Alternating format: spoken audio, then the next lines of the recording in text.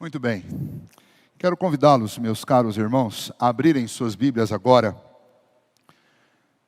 na carta do apóstolo Paulo aos Filipenses, na pequena carta, a epístola de Paulo aos Filipenses.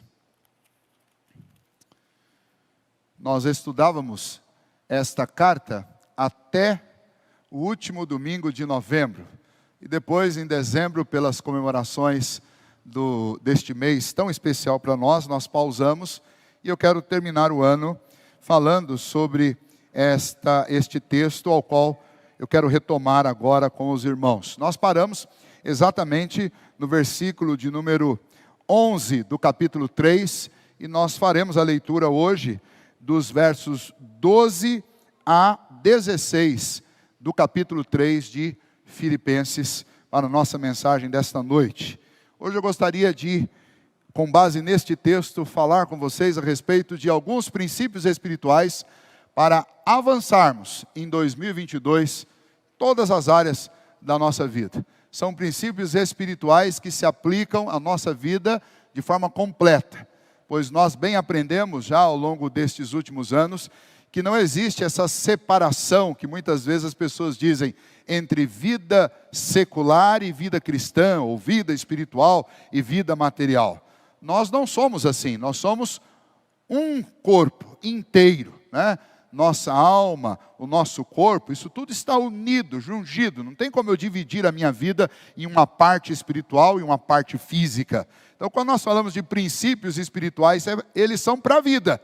E é a vida aqui na igreja, é a vida fora da igreja, é a vida na sua família, é a vida no seu trabalho. É para a nossa vida como um todo. E eu quero compartilhar com vocês, com base naquilo que Paulo fala, da sua experiência, da sua vida, princípios espirituais, que vão nos ajudar a avançar em 2022 em todas as áreas da nossa vida. Vamos ao texto, Filipenses capítulo de número 3, do versículo 12 até o versículo 16.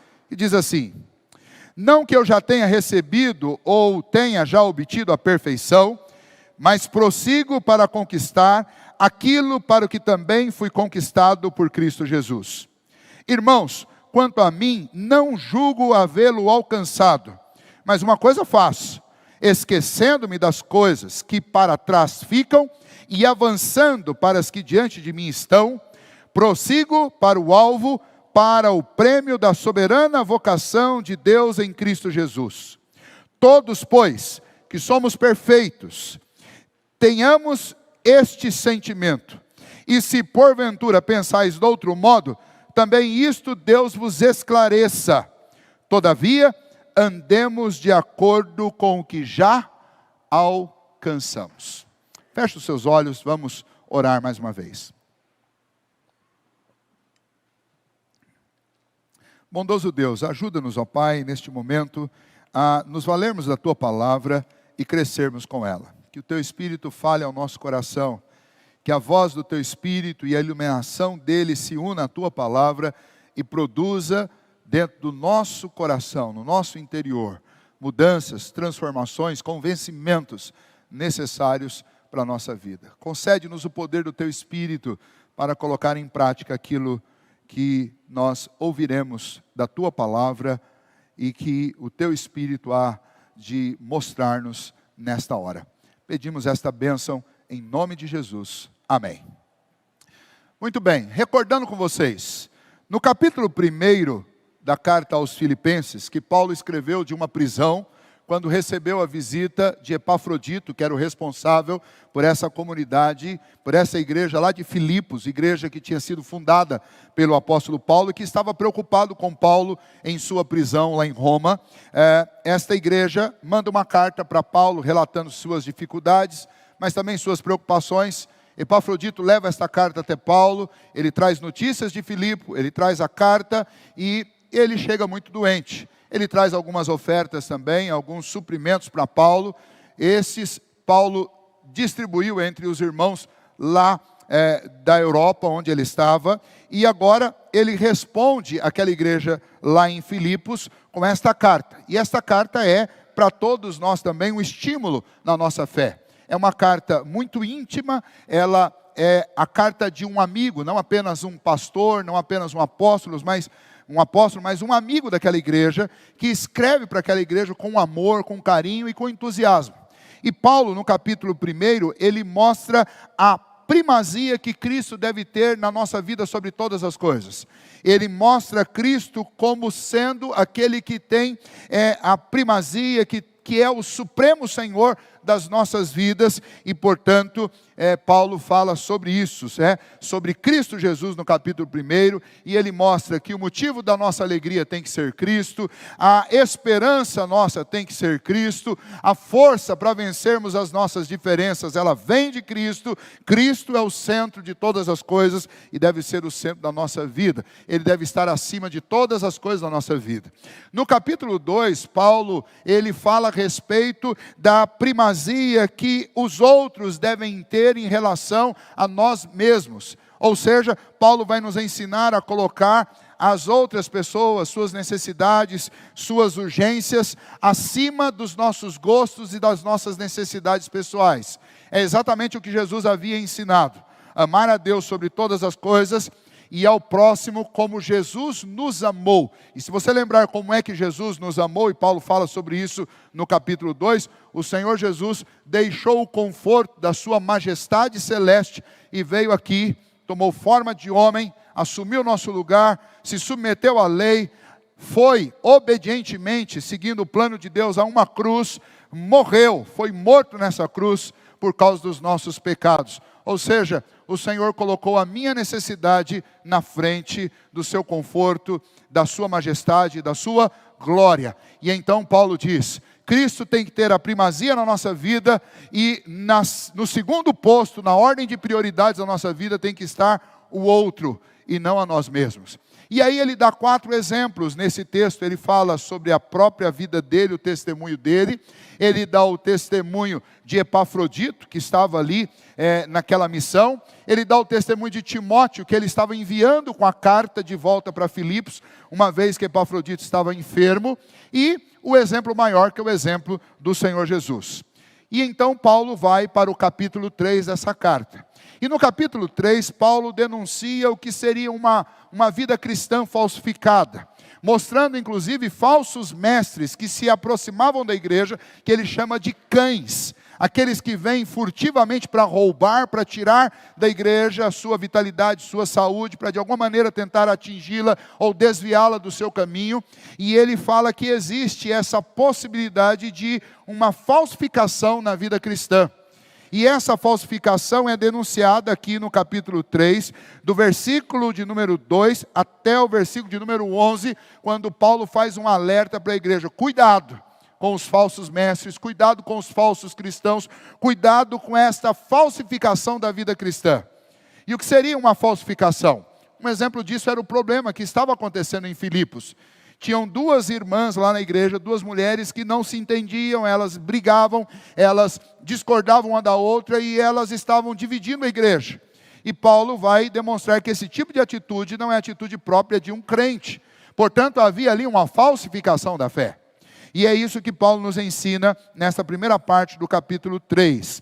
Quando Paulo, e é o texto nosso desta noite, quando Paulo entra a partir do verso 12, ele vai usando o próprio exemplo do que acontecia na vida dele, ele vai demonstrar como que o Evangelho, ele produz transformações na nossa vida, em relação ao nosso passado, em relação ao nosso presente, em relação ao nosso futuro. E Paulo faz isso usando aqui pelo menos 2 exemplos de como ele lidava com passado, presente e futuro. Um exemplo é a forma como ele, na sua vida, em todos os ambientes, de forma geral, lidava com os desafios. E aí ele se compara com um atleta. E o segundo exemplo que ele dá, que nós não veremos hoje, é a partir do verso 17, quando ele demonstra qual tem sido o cuidado e a preocupação dele pastoral. Então ele vai usar essas 2 figuras, a figura do atleta e a figura do pastor, para mostrar para nós como que verdadeiros crentes lidam com a vida, com o passado, com o presente, com o futuro. Algo que para nós é muito difícil. Existem pessoas que ficam sempre presas ao passado, são aqueles saudosistas. que acabam envenenando o presente e o futuro, porque não conseguem tirar os olhos do passado. Estão sempre lembrando das coisas como se a vida tivesse terminado. Terminado com a morte de um pai, de uma mãe, de um esposo, de um filho. Terminado porque lá no passado teve um momento muito bonito na história e parece que nada mais tem graça, porque só foi legal, só foi bacana aquilo que aconteceu no passado. Outras pessoas são imediatistas e elas só conseguem pensar no presente. Elas não trazem nenhum tipo de herança do passado, elas não trazem nenhum tipo de fundamento construído lá atrás. Elas simplesmente rompem com o passado e elas fixam a sua vida no presente. Elas não conseguem pensar no futuro, elas não conseguem pensar em mais nada a não ser o aqui e o agora. Algo perigoso também. E existem aqueles outros que são aqueles sonhadores que não conseguem usar o passado como lição, não conseguem usar o presente como oportunidade e ficam o tempo inteiro com os olhos no futuro e não produzem absolutamente nada, porque estão sempre tendo boas ideias, mas nunca conseguem tirar nada do papel, porque estão sempre sonhando com uma coisa que elas nunca praticam. E então é muito difícil para nós. E terminando um ano, como nós estamos nessa semana especialmente, chega aquele momento de fazer planos, né? E aí, é essa hora que você percebe nitidamente essas pessoas. Tem aquelas que não são capazes de fazer planos, porque nada do presente nem do futuro pode ser melhor do que o passado. Então elas entram e saem de anos, simplesmente com os olhos voltados para o passado. E a melhor coisa, e a coisa mais espetacular que elas conseguem fazer na passagem de ano, é pegar algumas fotos de 10, 15, 20 anos atrás e compartilhar com as pessoas. Porque estão presas, amarradas no passado. Existem aqueles outros do presente que não querem pensar em nada. É hora de estourar o cartão, porque afinal de contas o que importa é fazer uma festa hoje, agora, essa semana. Dane-se o que vem pela frente. E as lições do passado, já fiz isso ano passado, não deu certo.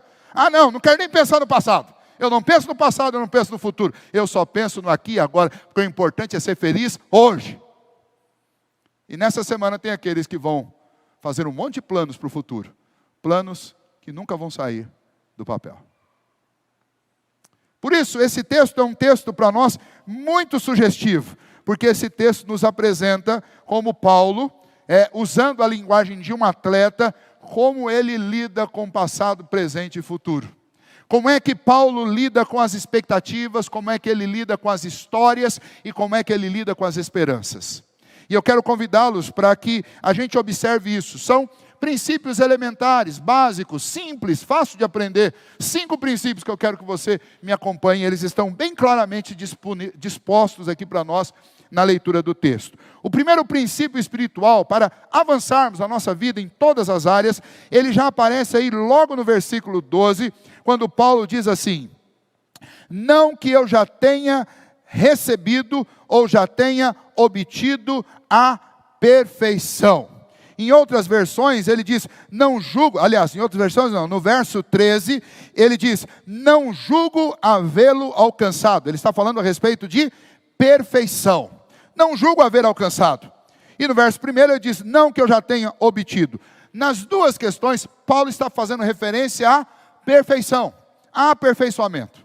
Há uma vida boa, há uma vida já madura, há uma vida já perfeita. Ou seja, Paulo está dizendo, eu não alcancei essas coisas ainda.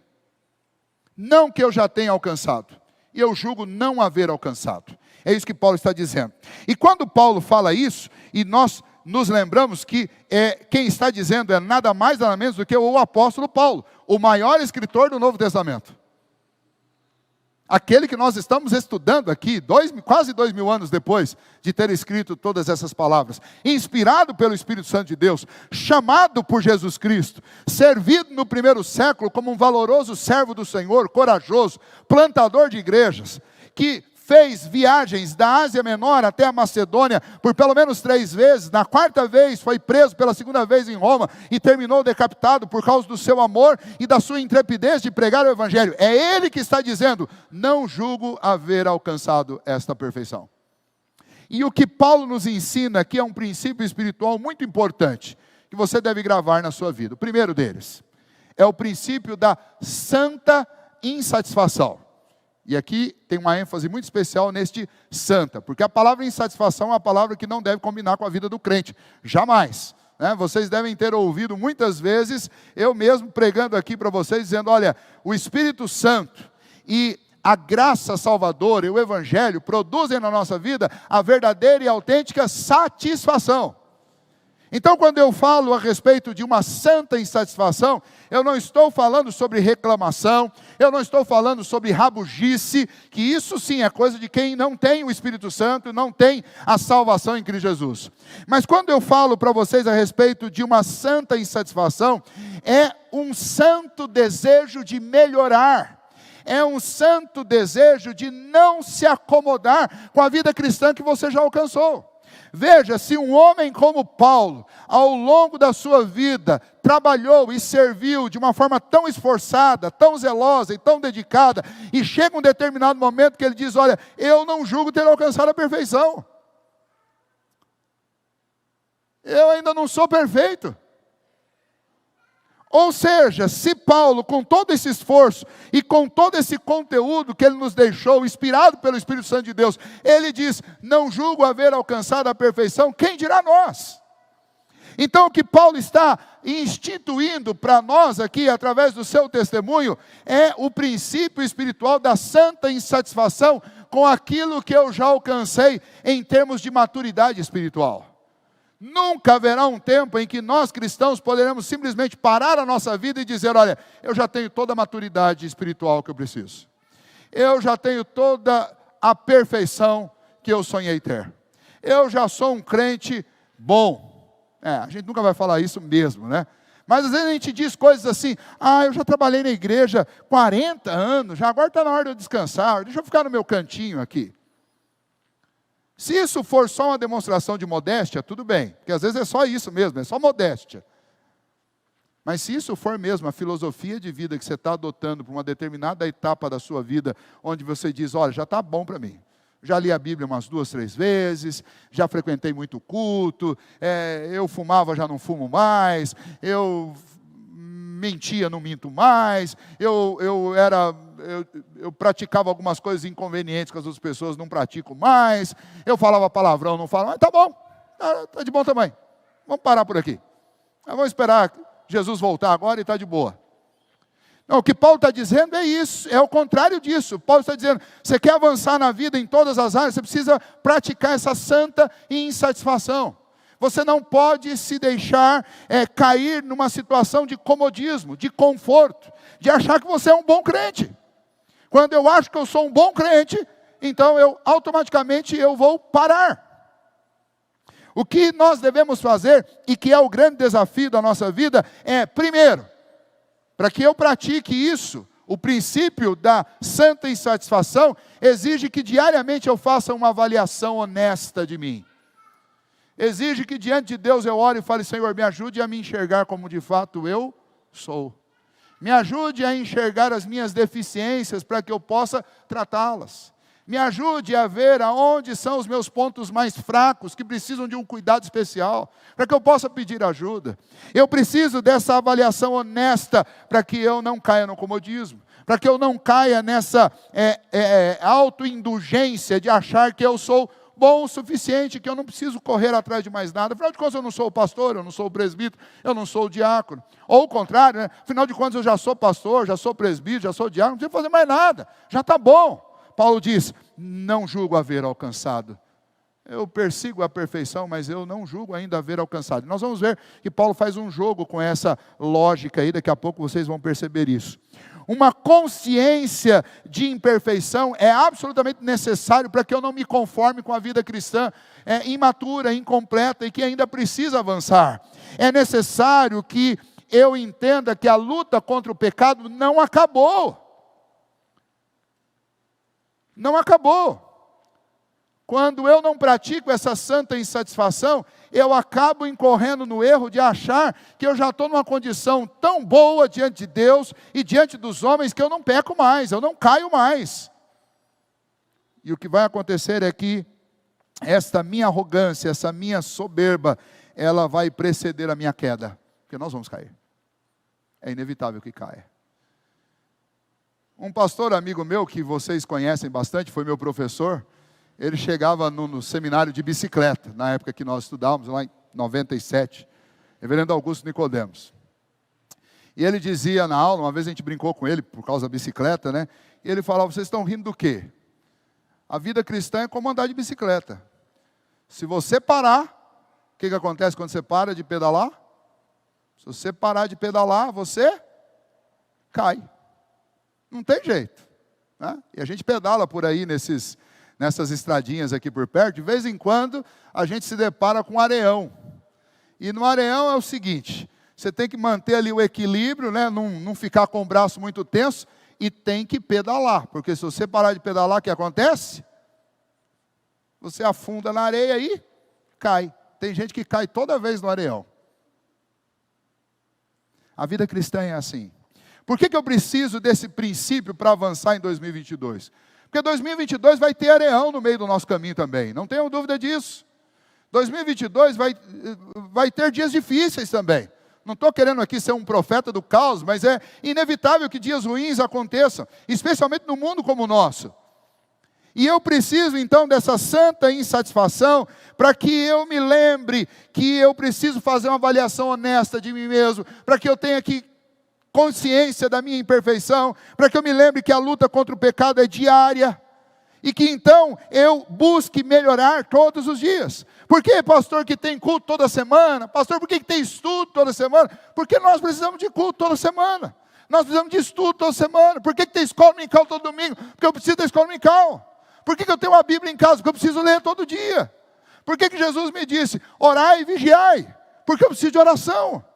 Jesus disse, o espírito de vocês está pronto, mas a carne é fraca. Então, um princípio espiritual para a nossa vida, que não pode ser esquecido, é o princípio da santa insatisfação. Paulo diz, não que eu tenha já recebido ou já tenha obtido a perfeição, mas prossigo para conquistar aquilo para o que também fui conquistado. Você entenda o que Paulo quer dizer. O que Paulo está dizendo é o seguinte, eu fui comprado com o sangue de Cristo para a salvação. E a salvação, ela implica lá no final, em aperfeiçoamento, que a Bíblia chama de glorificação. Ou seja, quando Cristo nos chamar à sua presença, seja pela morte aqui nesse tempo, ou seja no último dia, quando Ele vier nas nuvens, no momento em que Ele me chamar para este encontro glorioso com Ele, nós seremos instantaneamente aperfeiçoados. Por quê? Porque lá na cruz Ele pagou o preço do meu aperfeiçoamento. Então Paulo está dizendo, Cristo me conquistou para ser perfeito. Mas ele diz, mas eu ainda não cheguei lá naquela perfeição. Eu estou caminhando aqui no tempo. E no tempo, quem sabe que foi conquistado para ser perfeito, faz o quê? Pega a direção contrária? Cruza os braços? Não é assim. Olha, se eu chegasse para um de vocês hoje e dissesse assim, olha, você participou de uma promoção e foi escolhido, e você vai trabalhar lá nos Estados Unidos, né, numa cidade muito próspera, que é a cidade de Seattle, não sei, estou jogando aqui para vocês, tá? E você vai viver lá 10 anos, recebendo um salário aí, uma bagatela de $10.000 por mês, e vai morar numa bela casa, e vai poder fazer 2 vezes por ano uma viagem ao Brasil. Você fala, que coisa sensacional.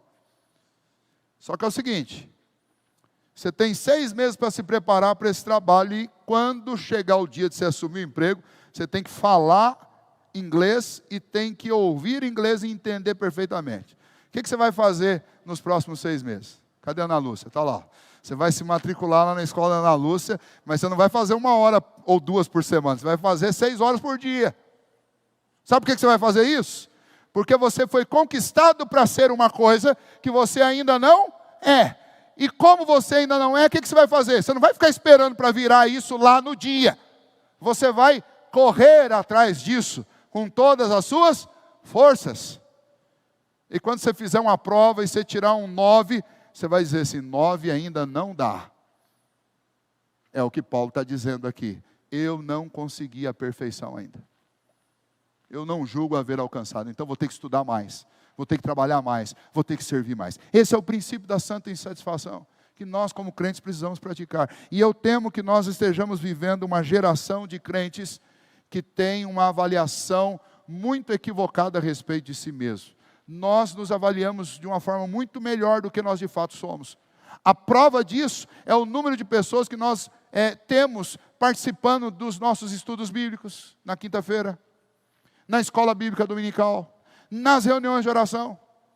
A única explicação para que você não tenha todas as pessoas que estão aqui no domingo, nessas outras programações, é porque essas pessoas, elas avaliam a respeito de si mesmo, da fé, que elas estão muito melhores do que elas imaginam que estão. E aí eu preciso lembrar de vocês o que Jesus teve que dizer para algumas igrejas lá em Apocalipse, exatamente por causa desse problema. A igreja de Sardes, por exemplo, ela julgava a respeito de si mesma que ela era uma igreja viva. E Jesus mandou uma carta para essa igreja, para dizer para essa igreja e dar uma notícia triste para essa igreja. Ele disse para essa igreja: vocês acham que vocês estão vivos, mas vocês na realidade estão mortos. A igreja de Laodiceia era uma igreja que, monetariamente falando, era rica. E ela se achava rica. E Jesus teve que escrever para essa igreja e dizer para ela: olha, vocês não passam de pobres, cegos e nus. Pobre, cego e nu. Sansão se achava forte lá no Antigo Testamento. O que aconteceu com ele? Ele caiu. E Provérbios nos ensina que a soberba, o orgulho, precede a ruína. Princípio da santa insatisfação. Coloque isso no seu caderninho.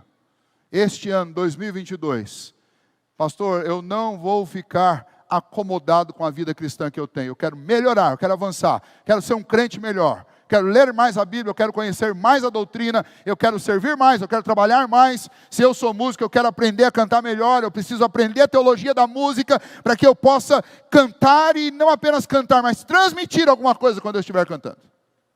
Opa, é assim que é a vida cristã. Eu quero ser um marido melhor, eu quero ser uma esposa melhor, eu quero ser um filho melhor. O que a Bíblia diz sobre ser filho?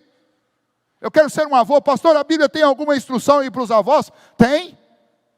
Especialmente para as avós. Tem uma instrução. Eu quero aprender, eu quero saber. Eu quero servir a Deus melhor. Segundo princípio espiritual que Paulo nos apresenta aí na parte B do verso 13. Quando ele diz assim, vou ler desde o início o versículo 13. Irmãos, quanto a mim não julgo havê-lo alcançado, mas uma coisa faço. Uma coisa faço, esquecendo-me das coisas que para trás ficam e avançando para as que diante de mim estão. O que Paulo está dizendo? Paulo aqui é a pessoa da ação, é o princípio da ação.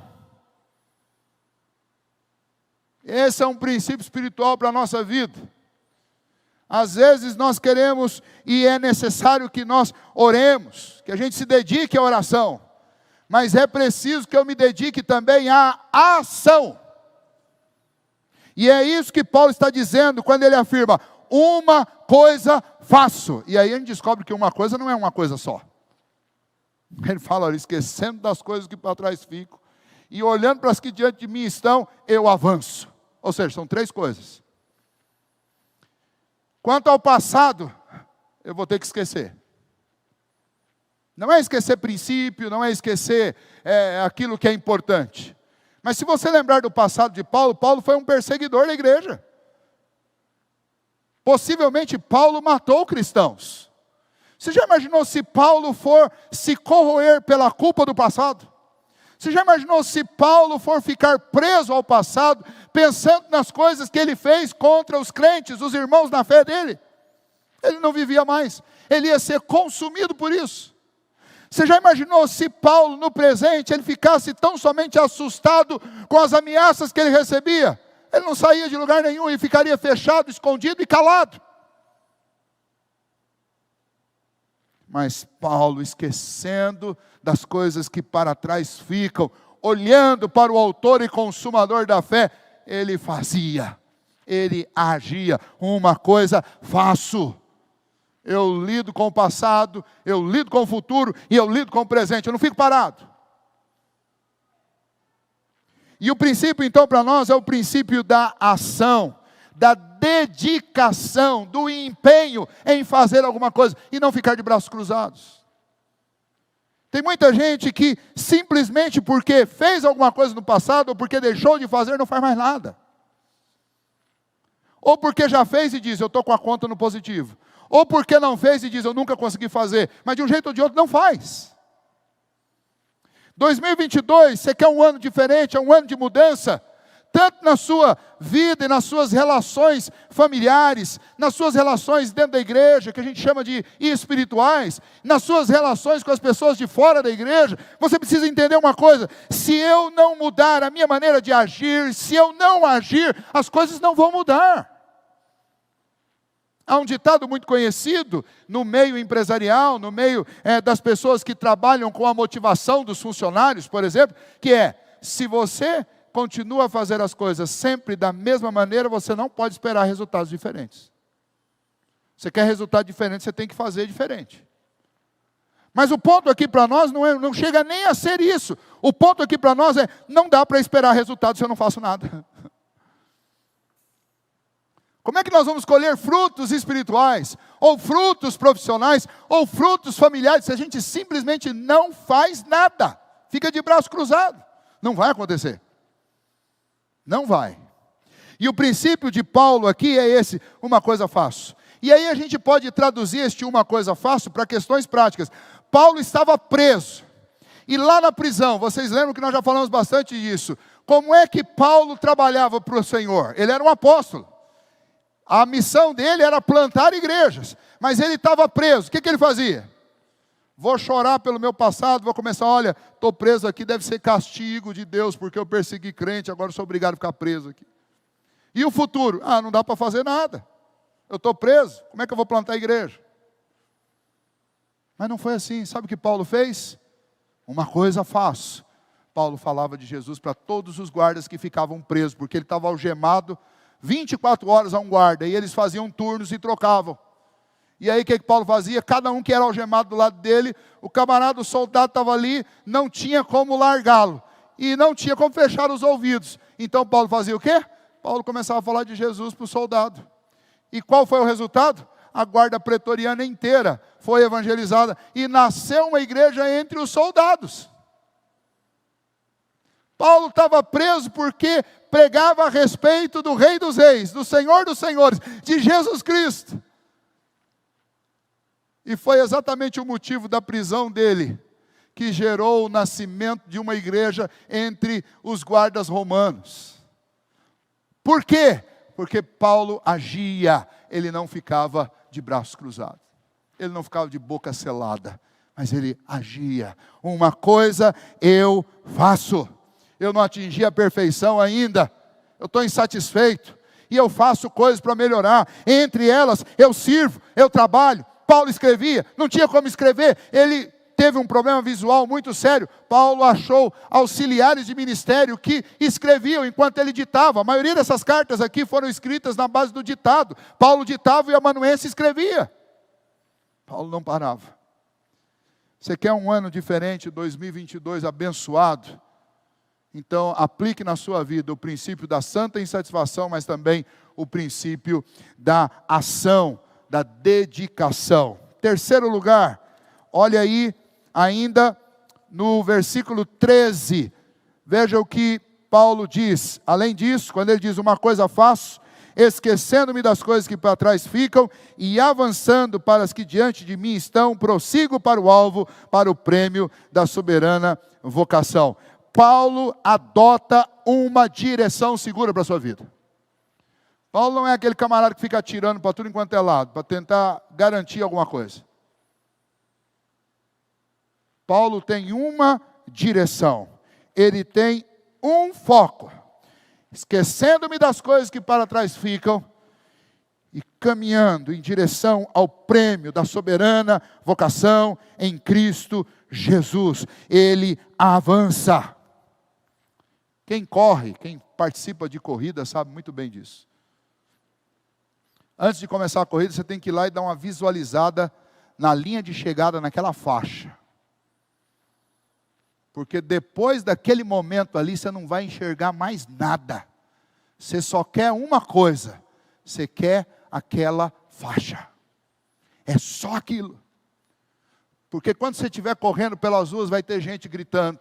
Quando você passar perto dos seus conhecidos, vai ter gente gritando o seu nome. Quando você passar perto dos seus inimigos, eles vão te xingar. Nessas corridas de rua, a gente sabe muito bem que a gente assiste, especialmente no dia 31, aquela corrida lá de São Silvestre, lá em São Paulo. E ali existem tantas distrações, é uma coisa absurda aquilo ali. As pessoas que participam dizem, olha, para quem vai no povão, na realidade você não corre. Você fica ali no meio daquela multidão que ninguém nem te deixa correr, você fica tão amarrado no meio das pessoas que ninguém corre. Ali, se você quiser correr, você não pode ir com um grupo, você tem que ir sozinho, você não pode fazer amigos, você não pode fazer inimigos, você não pode olhar para o lado, você não pode olhar para trás, você esqueça. Se alguém colocar uma água na sua frente, você pega, mas se não colocar, você corre sem a água, porque você não pode olhar para o lado. Porque quem está correndo não pode se distrair com nada. Tem uma direção. O princípio que Paulo está nos dando, e é precisamente o que a gente enxerga na vida de Paulo, é que Paulo olhava para um único alvo, e era para este alvo que ele corria, era a linha de chegada, era o lugar onde ele queria estar, é o lugar onde ele queria chegar, e um cristão não pode ser distraído. Cristãos distraídos pulam de igreja em igreja, cristãos distraídos abandonam a fé, cristãos distraídos se ocupam com coisas que não são pertinentes à fé cristã. Cristãos distraídos acabam se envolvendo com tantas coisas, e estas coisas sufocam a verdadeira fé em seu coração.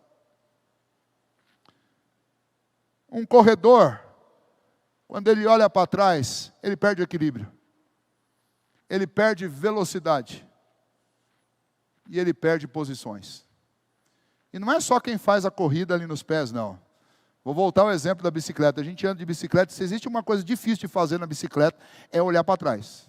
Normalmente, quando você olha para trás, você tem uma chance enorme de cair. Isso quando não cai. Porque na hora que você olha para trás, você já dá uma virada no guidão e você já balança. Olhar para trás andando de bike é muito difícil. Porque olhar para trás em todos os aspectos é algo perigoso. É algo muito perigoso.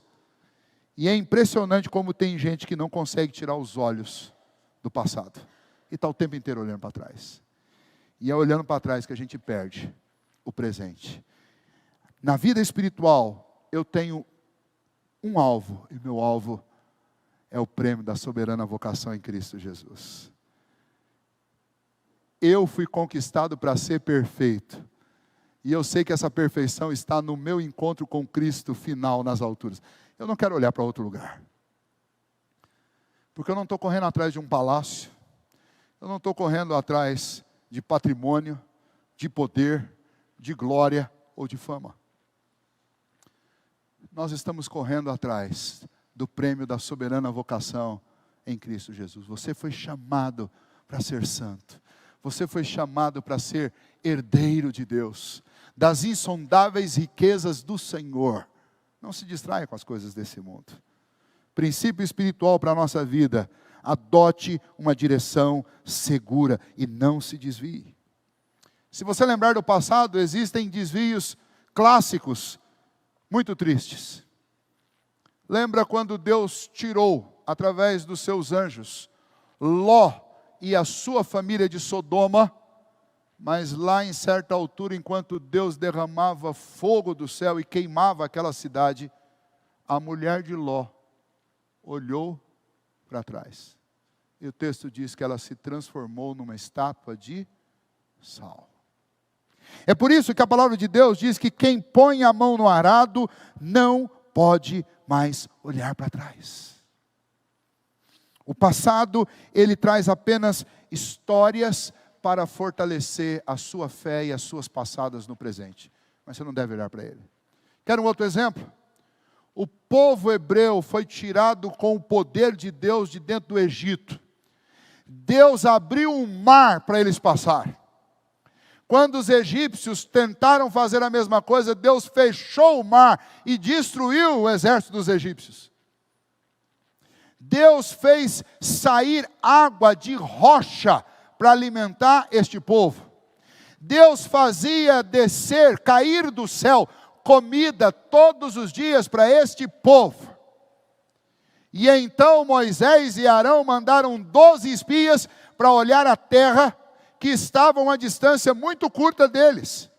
Eles podiam chegar com aquela multidão em 6 meses à terra prometida, caminhando lentamente, com mais de 1 milhão de pessoas. Em 6 meses eles tinham tempo de sobra para chegar. E eles de fato chegaram muito próximos. E mandaram 12 espias. 2 deles voltaram confiantes e disseram: é a terra que Deus nos deu. E Deus vai colocar estes homens que habitam essa terra em nossas mãos. Eia, subamos e tomemos a terra. Josué e Calebe.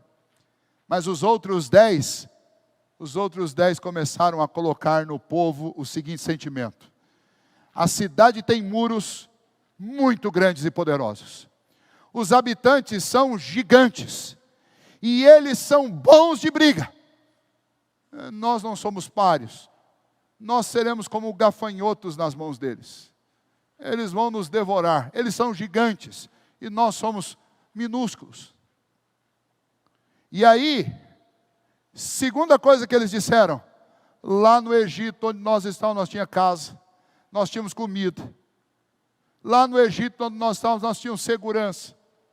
A gente era escravo, tudo bem, mas a gente não tinha que enfrentar gigante. E sabe o que o povo fez? O povo, junto com esses 10 dissimulados, eles queriam apedrejar a Moisés, Arão, Josué e Calebe, porque eles estavam crendo que podiam dominar a terra. Sabe qual a consequência disso? Dessa olhada para trás? 40 anos caminhando no deserto. Uma distância que dava para ser percorrida em 6 meses. 40 anos andando em círculo no deserto de Sim. Simplesmente porque eles acharam que o passado deles, lá no Egito como escravo, era melhor do que o futuro que Deus tinha colocado diante dos seus olhos. Não cometa esse mesmo erro. É por isso que eu preciso do princípio da direção segura. A minha direção é Cristo, é o céu, é a eternidade. Eu não posso mais olhar para trás. Olhar para trás é perigoso e é arriscado. Quarto princípio, o princípio da determinação. E aí nós estamos falando de alguma coisa que Paulo é especialista. Veja o que ele diz no verso 14. Prossigo para o alvo, para o prêmio da soberana vocação em Cristo Jesus. Essa palavra prossigo, ela significa: eu me esforço intensamente para chegar neste lugar. Eu fui conquistado para ser perfeito e habitar com Deus por toda a eternidade. E é por isso que eu persigo esse lugar. Eu prossigo com toda força, com toda garra, com todo ânimo. Nós lemos na abertura do culto o texto lá de Hebreus capítulo 12, onde o autor da carta aos Hebreus, que pensava de uma maneira muito parecida com a maneira de Paulo, aliás, ambos são inspirados pelo Espírito Santo de Deus, eles não podiam falar de forma discordante mesmo, mas o autor lá em Hebreus capítulo 12, versículo 1 e 2, ele diz: olha, diante desta nuvem de testemunha que nós temos, fazendo referência ao capítulo 11, que são citados ali muitos heróis da fé, ele diz: corramos com perseverança a carreira que nos está proposta. É isso. A vida cristã não é um mar de rosas. A vida cristã não é uma vida apática. A vida cristã não é um lugar de mornidão. Muito pelo contrário, a vida cristã é um lugar de arrojo, é um lugar de determinação, é um lugar de força, é um lugar de intensidade, é uma caminhada firme, é uma caminhada perseverante, é uma caminhada com determinação. A palavra que ele usa lá em Hebreus capítulo 12 é a carreira. Essa palavra carreira, ela é a tradução de um termo grego que é agona. A palavra agona, ela é também traduzida como maratona na nossa língua. Mas os autores bíblicos, na hora de escrever, eles preferiram adotar a palavra carreira. Mas tanto a palavra carreira como maratona têm a mesma origem, a mesma palavra grega que dá origem a elas, que é agona. E sabe o que significa agona também? Agonia. agonia. Bom, por que que lá no primeiro século os gregos, eles chamavam maratona ou corrida de agona ou de agonia? Bom, quem aqui corre sabe por quê. A corrida você luta contra duas coisas. Primeiro, você vai ter que lutar contra a sua condição física. Mas o que faz as pessoas pararem na corrida não é a condição física. É a condição mental. Porque qualquer corrida, tem gente que fala assim, eu não gosto de correr porque correr dói tudo, cansa aqui. Você conhece alguém que corre e não dói nada? Deixa eu te dar uma notícia boa que vai te animar para correr. Não existe isso. Corrida é algo que faz doer tudo. Primeiro começa a doer os seus pulmões, porque eles vão ter que trabalhar num ritmo diferente do normal. Depois faz doer o coração, por quê? Porque o coração é um músculo. Quando você começa a correr e exigir, ele vai endurecer. E aí a movimentação dele é dolorosa. E quando você não sabe disso, a hora que essas dores todas começam, você para e fala assim, estou tendo um problema aqui, eu vou morrer. E aí, todos os seus neurônios começam a dizer para você, para, que você vai ter um treco, você vai morrer. E aí deixa eu dizer uma coisa para você não vai morrer, é só dor. É agonia. Então, é por isso que os gregos chamavam maratona de agonia. Olha, esse final de semana eu tenho uma agonia para vencer. É literalmente isso. Uma agonia de 5 km, de 10 km, de 15, de 30, de 42 km, uma maratona completa. É uma agonia do começo ao fim. E não há exemplo melhor para descrever o que é a vida cristã aqui nesse mundo do que uma agonia. É agonia por quê? Porque quando Cristo me faz ver que eu sou um pecador, me faz ver a santidade de Deus, é agonizante viver nessa terra. É agonizante viver no meio do pecado. É agonizante lidar com a natureza pecaminosa. É agonia. E então eu vou precisar de muita determinação para vencer essa maratona, para vencer essa carreira. É por isso que Paulo diz, esforçando-me diligentemente, com determinação, eu prossigo para o alvo. É uma agonia, mas eu sei que eu vou chegar lá. E aí Paulo não citou aqui, mas ele podia ter citado, Jesus disse, eu venci o mundo, vocês vão vencer também. Jesus disse, eu venci essa agonia toda, e vocês vão vencer também. No texto lá de Hebreus, no versículo 3, o autor diz, eu digo isso para vocês, para que vocês não desmaiem. E eu acho interessante como ele diz aquilo. Ele está dizendo, gente, é uma agonia para todo mundo. Ninguém, não tem essa de um crente dizer, para mim é fácil ser crente. Está mentindo. Então, o que o autor ali em Hebreus está dizendo, olha, é uma agonia para todos nós. Mas corramos com perseverança. Tem uma nuvem de testemunha que já terminou essa corrida. E ele cita desde Abraão, Isaac, Jacó, José. Ele fala de Moisés.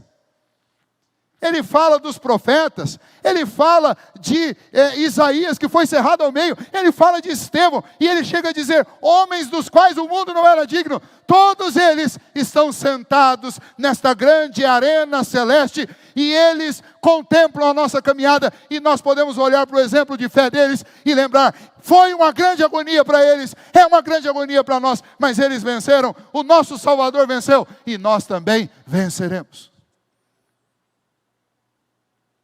Corra com determinação. 2022 vem por aí, a gente não sabe o que vem em 2022. Mas uma coisa nós podemos fazer, a exemplo de Paulo, nós podemos prosseguir para o alvo.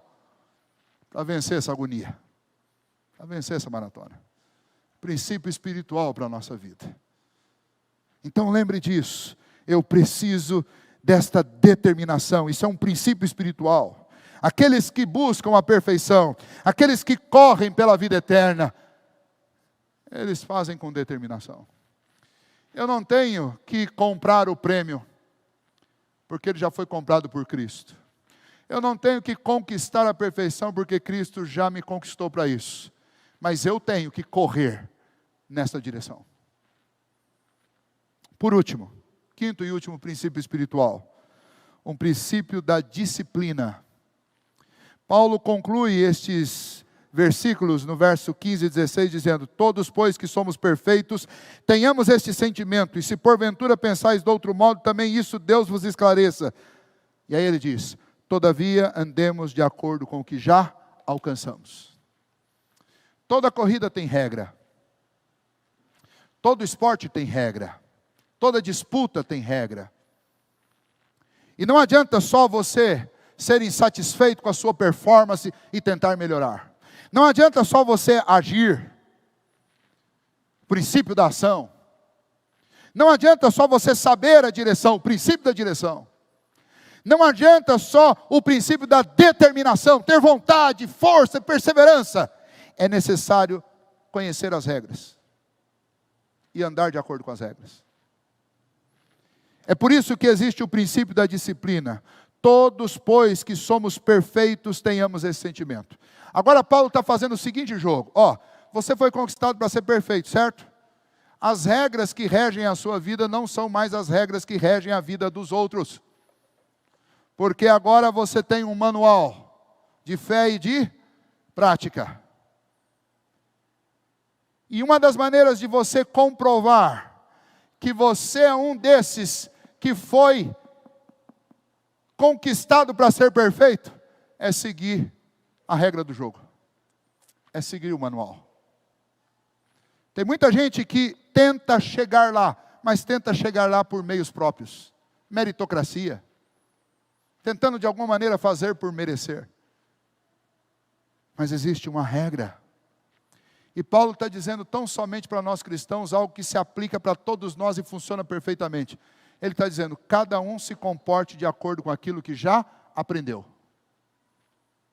Percebe o que Paulo está dizendo? Então assim, se eu sou membro da igreja há um dia, qual é o meu dever? Me comportar como alguém que já aprendeu por um dia.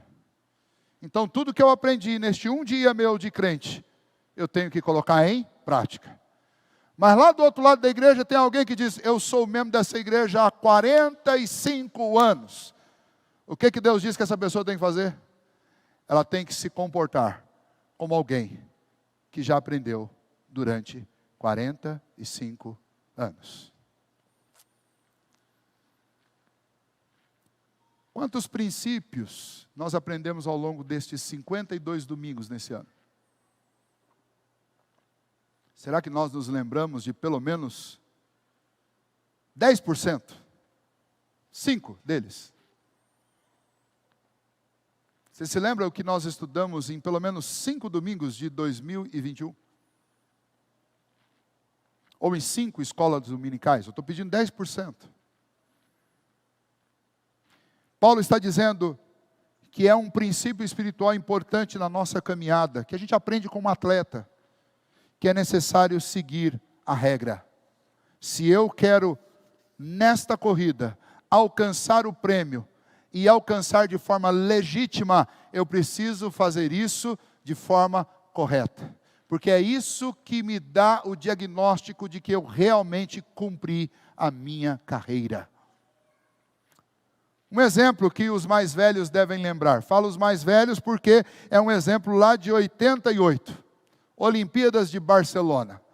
Lembram quem bateu o recorde mundial dos 100 metros? Os mais novos nem sabem quem ele é, mas os mais velhos vão lembrar do maior vexame da história das Olimpíadas. Ben Johnson. Ben Johnson. Um canadense que em 1987 ele despontou no cenário como o homem mais rápido do mundo. Naquela época, Carl Lewis era o homem mais rápido do mundo. Detentor dos recordes dos 100 metros rasos. Corria feito um foguete. E de repente, lá no Canadá e nos Jogos das Américas, aparece Ben Johnson. Em 1987, ele quebrou o recorde mundial, fazendo 100 metros em 9 minutos e 88 segundos. Você sabe o que é correr 100 metros em 9 minutos? Em 9 segundos. Sabe o que é isso? 9 segundos e 88 milésimos de segundos. Significa que nós temos aqui 10 metros de uma parede em outra. Ele levava menos de 1 segundo para passar isso aqui.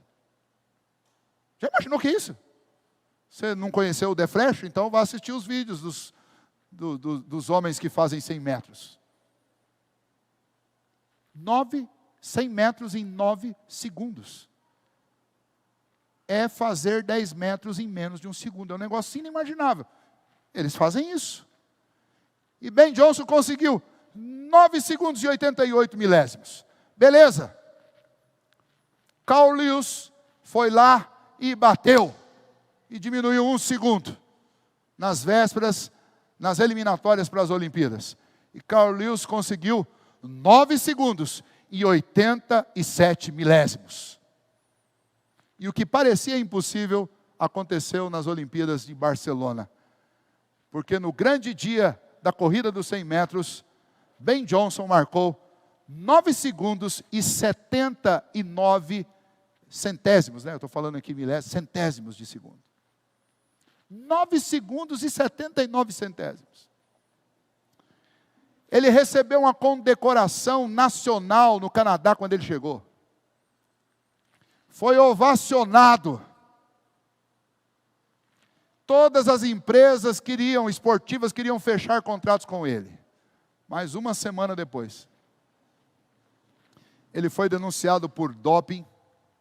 E tudo foi muito estranho logo depois da corrida. Porque quando foram pegar a amostra da urina para o exame de sangue, ele levou cerca de 4 horas para entregar a amostra. E nessas 4 horas, as pessoas que estavam com ele dizem que ele tomou mais de 40 latinhas de cerveja. A tentativa era, de alguma maneira, esconder o que ele tinha feito. Mas ele foi pego. E nunca mais a vida desse homem voltou a ser a mesma. Logo depois disso, ele foi xingado, ele foi perseguido e hostilizado no seu país durante alguns anos. E nunca mais se levantou no esporte. A melhor tentativa que ele teve de melhorar, e chega a ser cômico, foi o Maradona que o contratou, o falecido Maradona o contratou para treiná-lo para correr. É uma coisa que tem tudo a ver. Desculpa tudo a ver, mas é inevitável.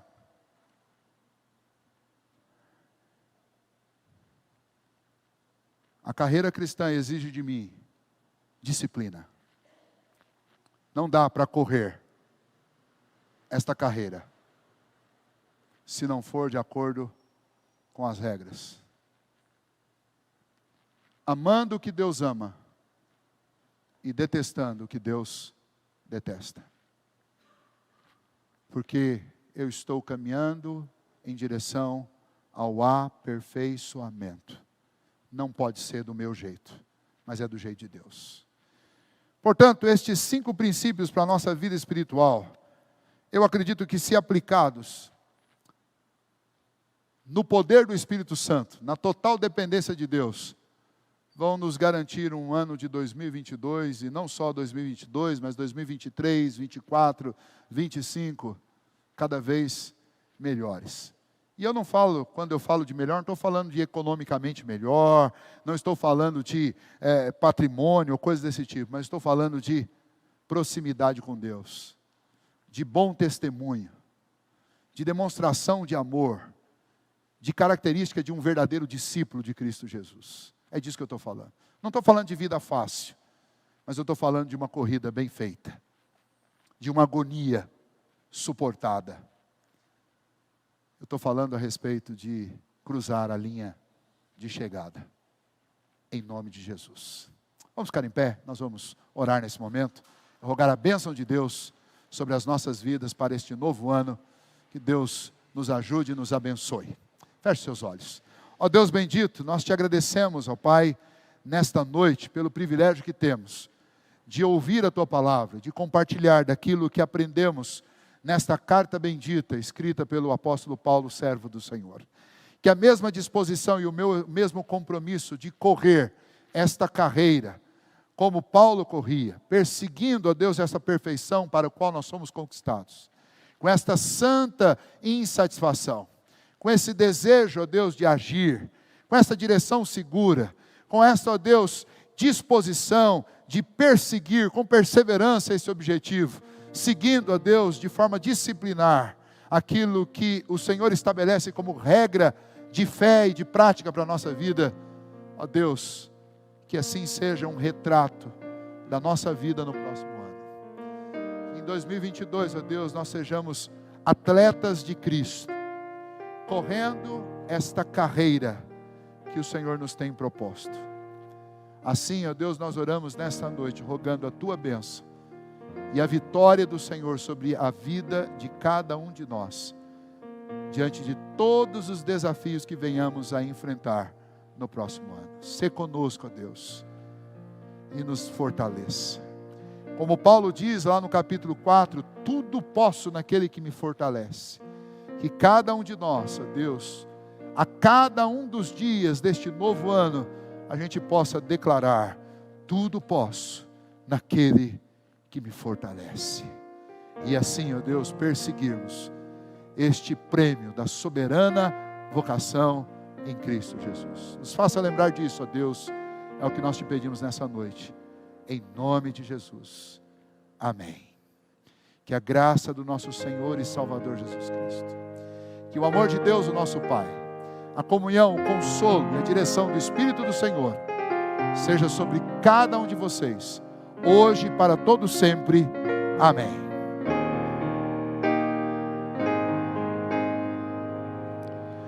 Ah.